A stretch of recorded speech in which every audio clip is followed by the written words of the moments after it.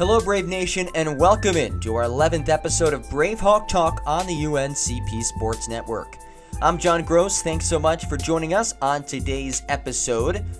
Well, today we go to the baseball and softball Diamonds, two teams at UNCP that had their seasons unfortunately cut short due to the COVID-19 pandemic. First up on today's episode, Malerie Leviner, senior pitcher from the UNCP softball team, had a decorated career at her time at UNCP, and her final game ever ended up being a 7-inning complete game, perfect game. We talk all about that and a whole lot more. Then later on in today's show, we're joined by UNCP baseball head coach Paul O'Neill.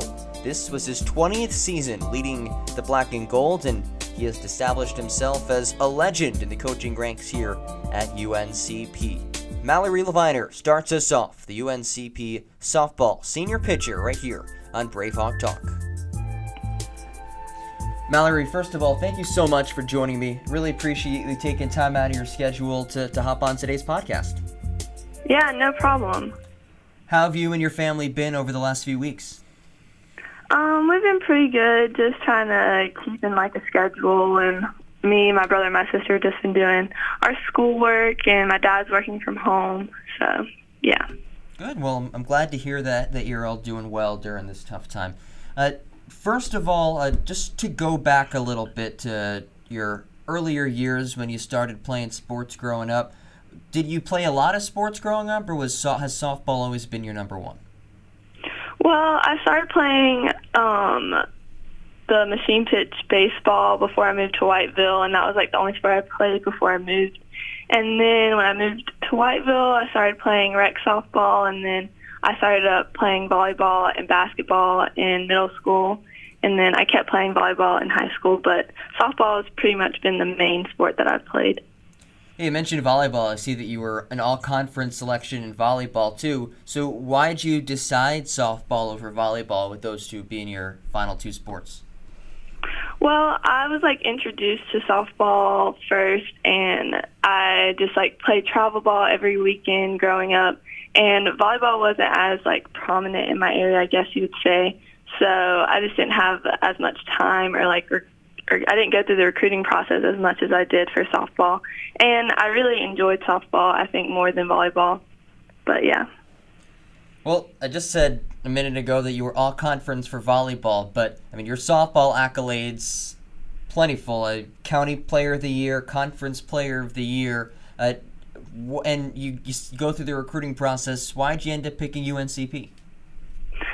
Well, when I went on my visit at UNCP, Coach Bennett just really made it feel like I was at home. And I don't know, I went with one of my friends from high school on our visit there too, and we came into the program together, and it was just really comfortable, I felt like, and it was close to home. And I don't know, I just felt like all the arrows were pointing towards UNCP, so yeah. And you get to campus.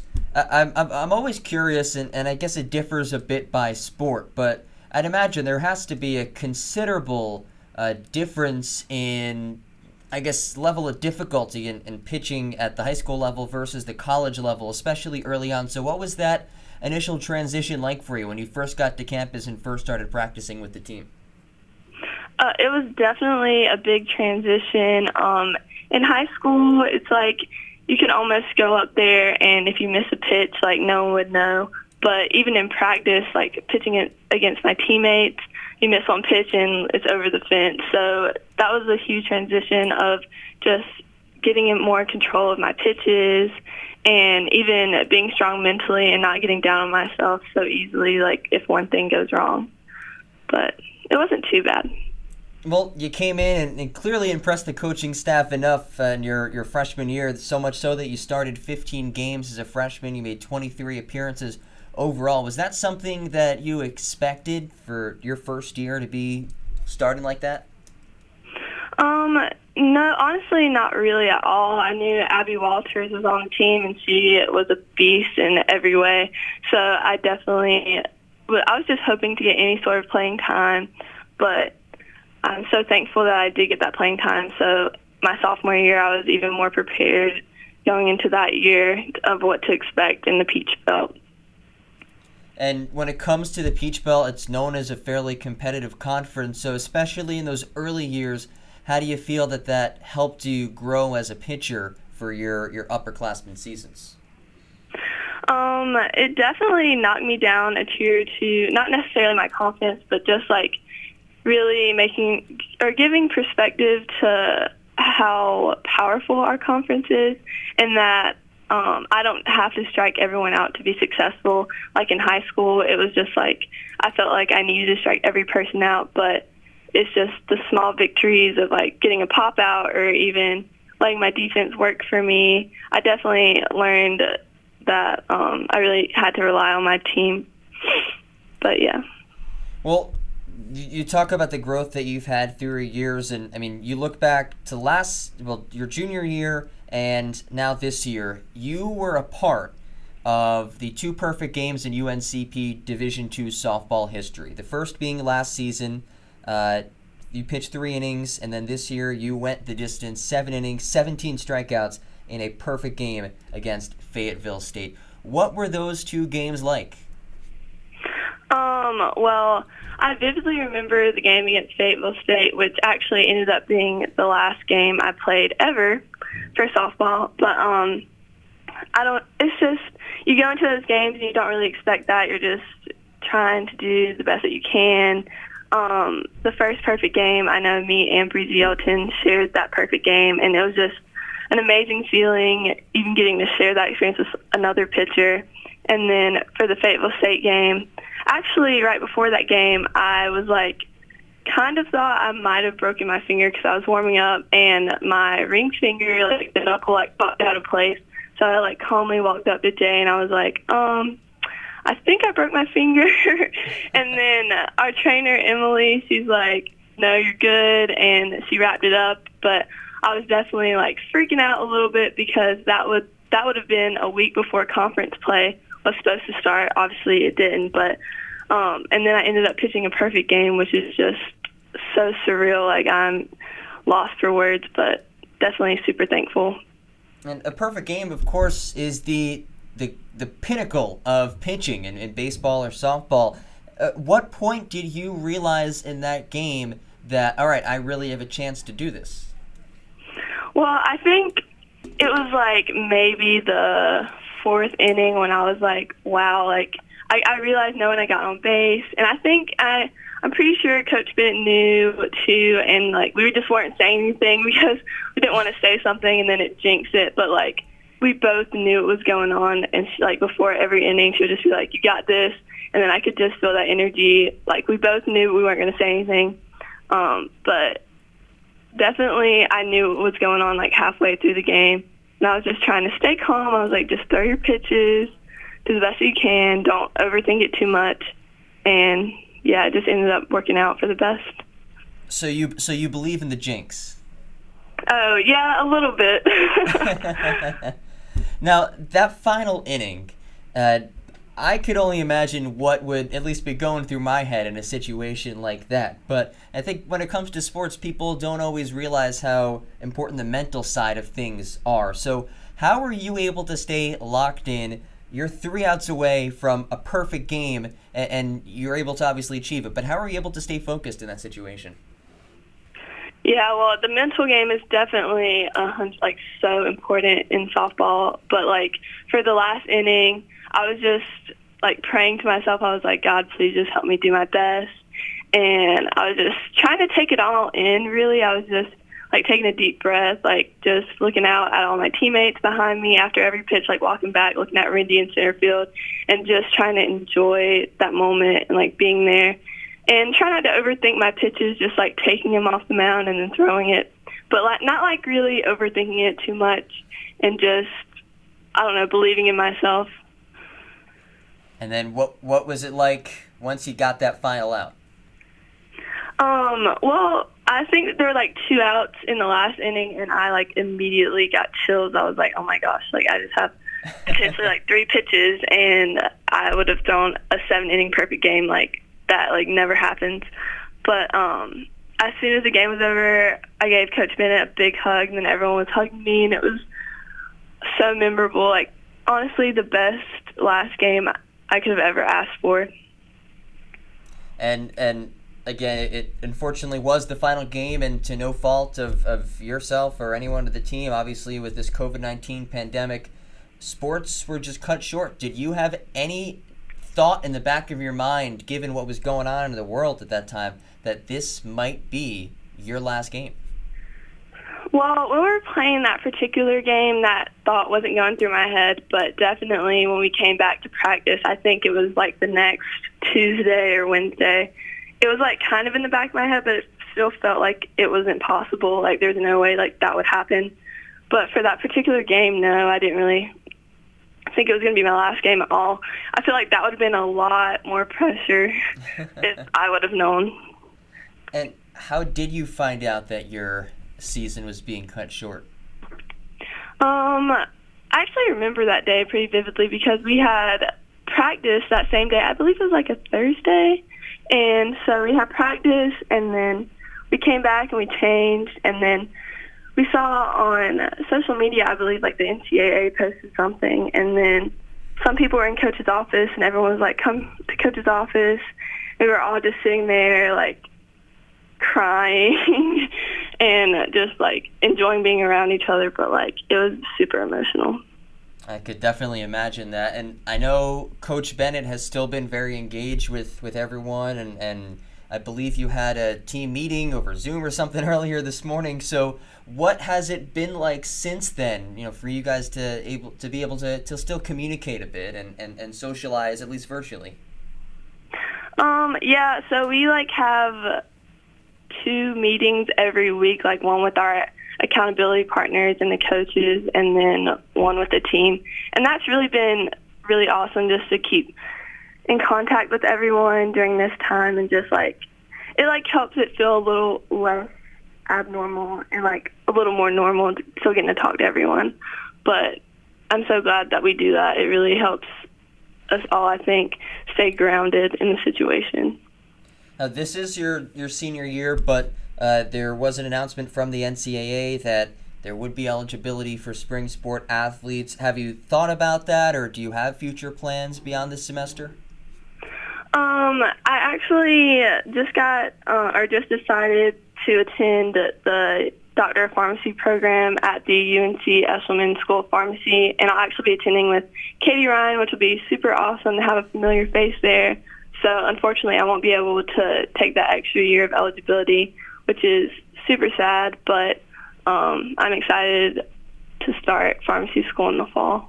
That is a phenomenal achievement. Congratulations on that. And I had Katie on the podcast a couple of weeks ago, and we were talking about how it's the #1 pharmacy school in the country, right? Right, yep. It's the #1 pharmacy school in the country, yep. So what has you interested in working in that field? Well, I shadowed at a pharmacy very briefly in high school, and I really enjoyed it. And so that was like kind of in the back of my mind going into undergrad.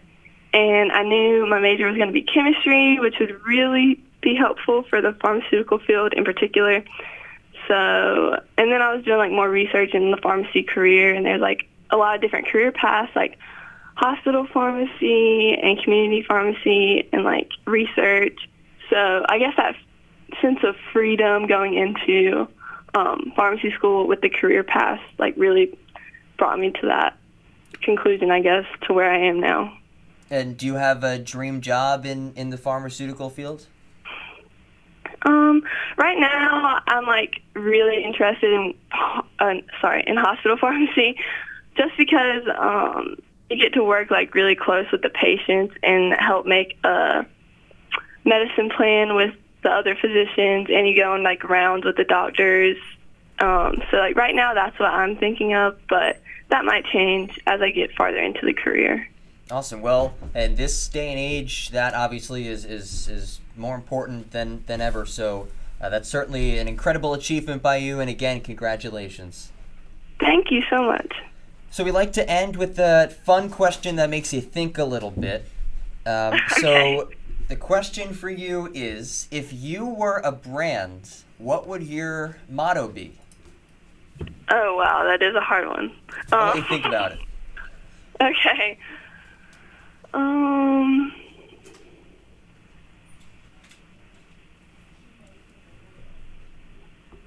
Right now, all I can think of is like Nike, just do it.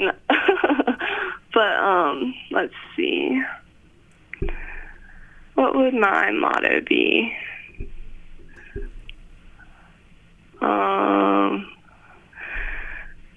I'm sorry. I'm thinking of my teammate. One of my teammates has a tattoo and it says "Just breathe," and I guess "Just do it" is like ingrained in my mind. So I guess I would say like "Just breathe," like something to that effect of like relaxing or something. But that might not be like the best answer, but I can't really think of anything. Hey, there's no right or wrong answer. This is as open-ended as it gets, and I give you an A for that answer, so don't worry. Thank Just you. breathe. That is the motto from Malerie Leviner. Well, thank you so much for joining me today. Congratulations on an incredible career. I know it was not the way that you wanted it to end, but I guess ending on a perfect game is a nice consolation. And again, congratulations on your future plans. Yes, thank you so much, and thank you for inviting me to do this. I really enjoyed it. Yeah, not a problem.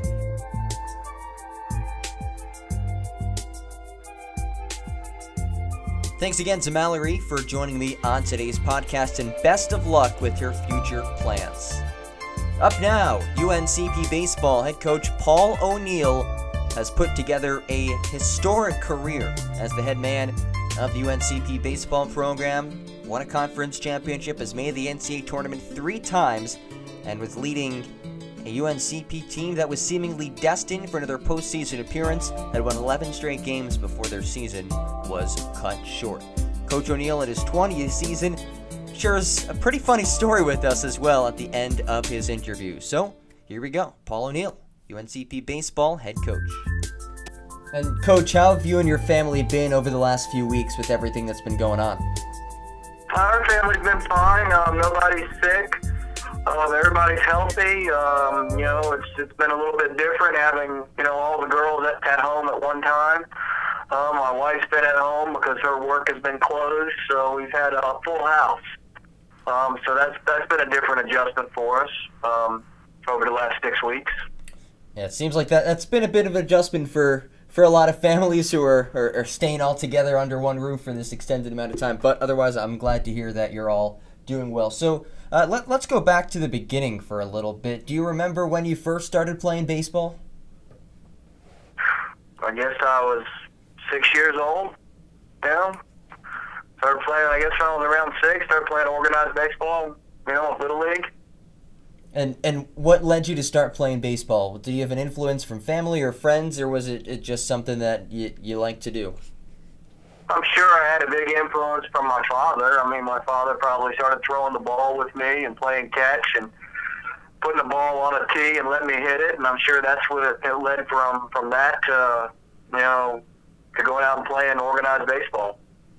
You played your college career at Appalachian State, but what was it like at that time to get recruited out of high school, and how'd you end up at App State? Well, I think it was, obviously it was a lot different back then than it is now. I mean, I got recruited out of a summer league.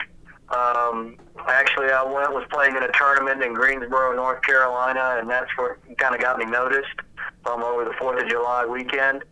So that's kind of how it happened. But, back when I was, in high school, it wasn't like it is today where they had all these travel teams and, you could go to all these different things over the summer and get seen by, 100 different schools. It was, you had to usually have somebody make a phone call for you and then, be at an event that maybe they were going to be at, and you had to really play well on that one given day.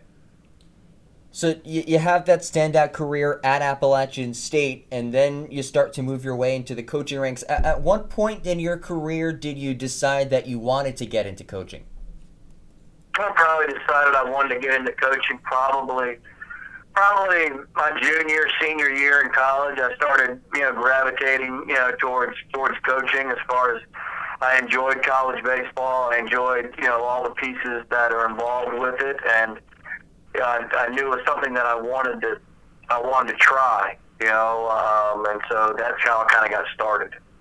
I know your first college head coaching gig was at Shenandoah, but you also, and you mentioned before playing in the summer league, I know that you coached in the Valley Baseball League as well. And I've broadcasted in a summer league for the last 2 years. Hopefully this year, depending on what happens to the season. But I know that's a unique situation. You have a lot of games packed into a short amount of time. So what did you learn from that experience?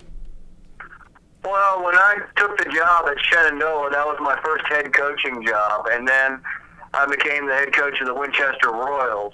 So basically, I was managing, roughly, 90 to 100 baseball games in a year. So that gave me a lot of experience, and I did that for 3 continuous years. So that was a lot of baseball that I saw in a short amount of time, and it really helped me because I made a lot of mistakes. And, I learned from those mistakes, and when you get to be in different situations, you're like, okay, I'm going to try this, and, that didn't work, so the next time you're in it, well, I tried that last time, and that didn't work, I better do something different. And so it gave me a lot of experience, and it gave me a lot of, opportunities to try different things and to really come into my own, to develop a coaching philosophy and a style that I wanted to carry on with. So you take the head coaching gig at Shenandoah, and I mean, just looking at the records in the first 3 years, 2 losing seasons, you're sandwiched around 500 year, and then in your 4th season, 31-11. What led to that jump between your 3rd and 4th years? Well, I mean, if you don't know much about Shenandoah, at the time when I was there, the cost of the school was $25,000 a year. Okay, there's $25,000 predominantly in art school, so it was extremely difficult to get guys to go there and play baseball. It was probably one of the hardest places I've ever had to recruit at. So I really learned how to recruit. I really learned how to take a lot of no's. I really learned how to really work the system, and it took me a couple of years to figure out, who were the right kids I need to go after, and then once I figured out the right kids to go after, you saw the results that we got. I'm curious, given the unique situation of Shenandoah and the circumstances you had to deal with there, what was your recruiting pitch that ended up being successful? Well, I went after a lot of junior college kids that maybe didn't have the best grades in the world. Their options weren't as colorful as some other kids. I just had to really go after the right type of individual that really wanted to play. And so that's what we did. You make the move to UNC Pembroke up at the D2 level, and UNC Pembroke, of course, a very storied baseball history. This is a region of the country and a region of the state that is a proud baseball area. And I know a lot of coaches talk about trying to build a culture or implement a culture. Was that something you tried to do when you first got to UNCP as well? I think everybody tries to do that when they start a coaching job. You're trying to change something. You're trying to build off of something, and that's what we tried to do when we first got here. Was how can we build off of the successes that they've had in the past, and how can we put our own twist to it to make it a little better? And what were some of those twists that you think that you and your past assistants and current assistants have been able to put in the program to lead to some of the success you're having now? Well, we went out and we started recruiting, and we were just relentless, with recruiting, and we just kept going after high-quality players and kept working at it. We kept teaching the game to the kids that we had in the program and developing fundamentals and having discipline within the program. And we just kept working at it tirelessly. We gave an awful lot of our lives to UNC Pembroke.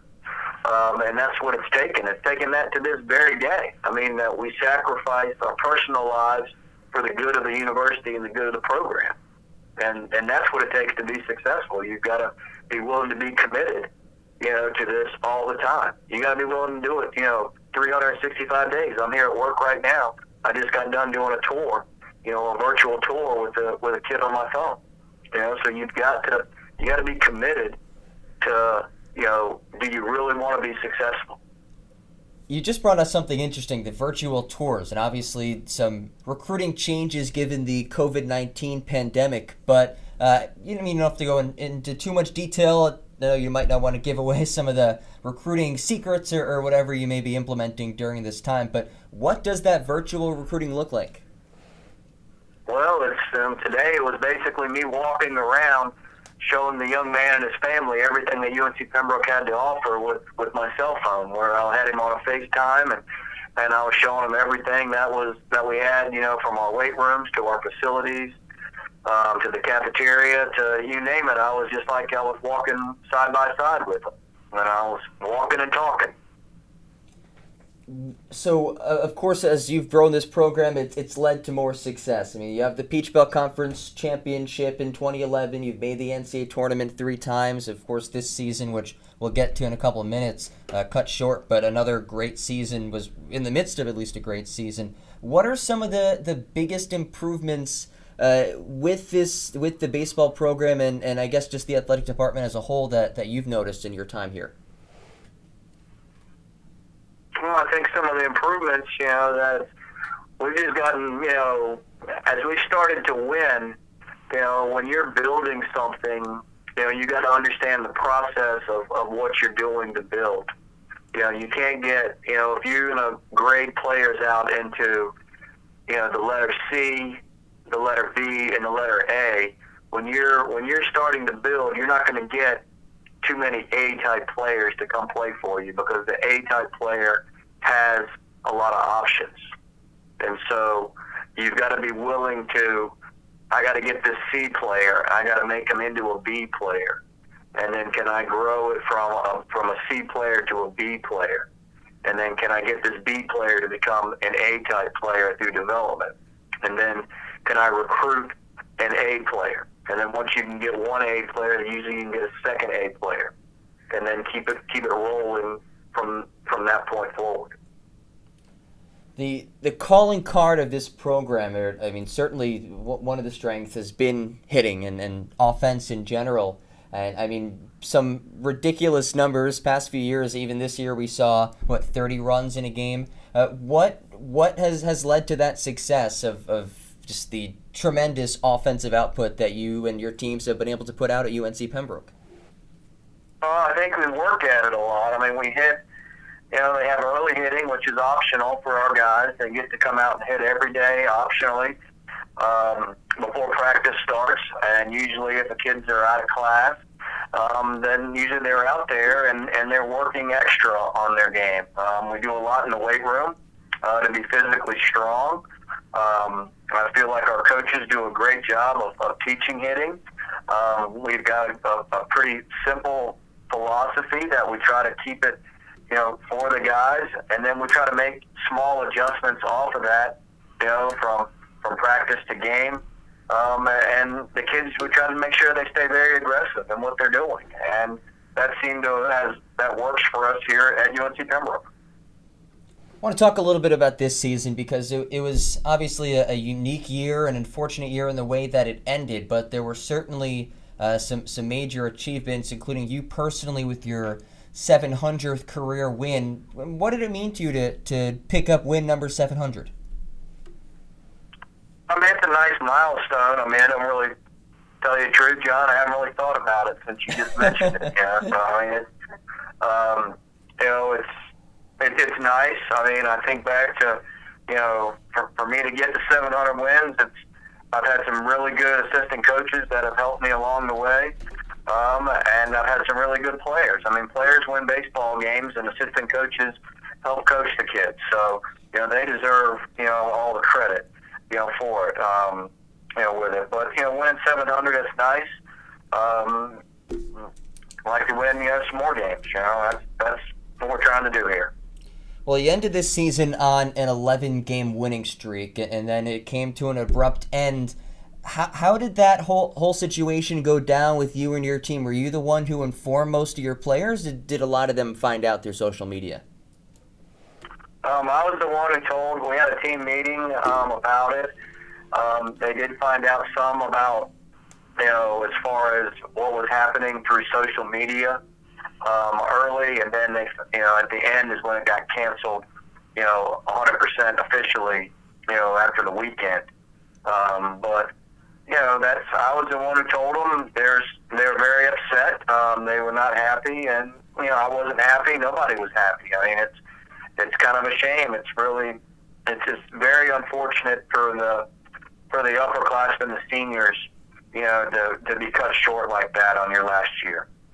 And what was your message, especially to this senior class who has been through so much? And I mean, you have a guy like Alex Simpson, for example, who's worked so hard and was having an incredible season. What was your message to those guys? Well, my message is, that it's we try to control what we can control, and we couldn't control that. It was something that was outside of our hands, and it basically went back to something that we talk about, all the time in the program, that you never know when your last day is going to be. And, this just happened to come in and just, put everything to a screeching halt, for everyone. We always talk about, when is, you never know when you're never going to get to play again. So play as hard as you can, as long as you can. And so that was part of the theme, that we talked about with it. It's just unfortunate, Alex was having a great year. He was doing great things, and so was the rest of our team. And it's just unfortunate to see it come to a halt like it did. The NCAA recently opted to allow seniors to have a fifth year if they want. Have you had those conversations with some of your seniors? Yes, I've had that conversation with all of our seniors. So we're going to have some that are opting to come back for the extra year, and some have opted to graduate and to start a new chapter in their life. So it's kind of a mixed bag of what we have, but it was their choice. I didn't influence them one way or the other. It's 100% their choice. And I support them in whatever direction they decide to go, whether they decided to go on and start their life or they decided to come back.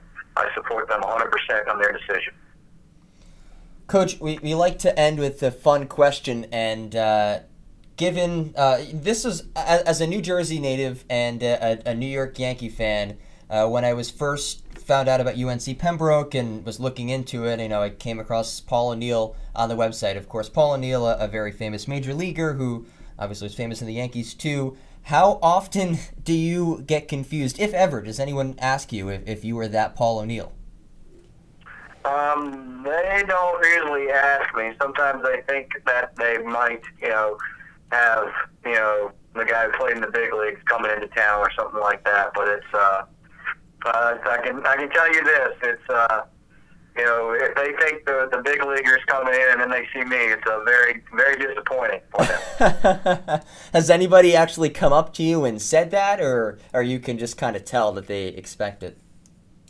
Well, when I came here to interview 20 years ago, they put me up in the hotel, the Holiday Inn in Lumberton, and the lady who was working the desk was told that Paul O'Neill was coming to interview for the baseball job at UNC Pembroke. And she was a diehard Yankees fan. And she looked on the thing and she saw that they were out of town, and boy, was she disappointed when I showed up at the front desk. That is a great story, Coach. And I really appreciate you taking time out of your day to talk with me. Congratulations on a great career, and it was a great season before it was cut short, but we look forward to continued success with the UNCP baseball program. All right, thanks a lot, John. Take care. And that brings us to the end of our 11th episode of BraveHawk Talk on the UNCP Sports Network. Thanks again to Malerie and Coach O'Neill for joining me on today's show. Thanks to all of you for tuning in to today's episode. We will be back on Friday with a brand new episode. In the meantime, though, make sure to stay up to date on all things UNCP athletics by visiting our website, uncpbraves.com. Also, make sure that you're following us on our social media platforms. On Facebook under UNCP Athletics, and on other social media platforms such as Twitter, Instagram, Snapchat, and TikTok we really have all the bases covered here at UNCP Athletics. You can find us at those 4 locations at UNCP_sports. Thanks again. We'll talk to you again Friday.